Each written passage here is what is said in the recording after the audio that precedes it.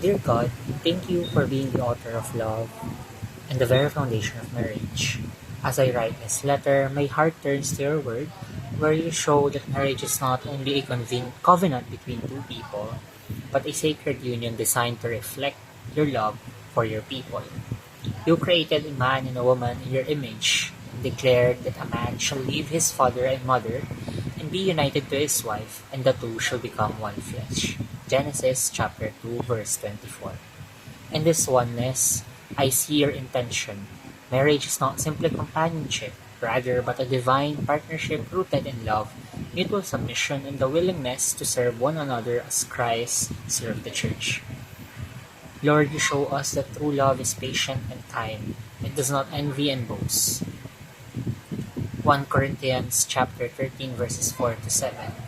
You teach us that in marriage, love must mirror Christ's sacrifice, as husbands are called to love their wives, just as Christ loved the church and gave himself up for her. Ephesians chapter 5 verse 25. And wives are called to respect their husbands, honoring the unity that reflects the relationship between Christ and his bride. Marriage is therefore not defined by mere emotion, but by covenant, commitment, forgiveness, and daily choice. It is built on you, the cornerstone, holding together through faith, prayer, and the unity of purpose. Today I thank you for the gift of marriage, which reveals your faithfulness and offers a glimpse of eternity through human love.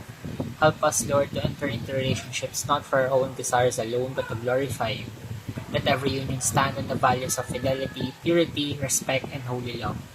I pray that when anyone enters marriage, it may not be driven by the temporary, but anchored in the eternal design to serve, to honor, and to love as you first loved us. May every marriage reflect your heart. May I learn how to love like Christ, so that if you call me to the vocation of marriage, I may live it not for myself, but to honor you. With faith, gratitude, and love. Yours truly,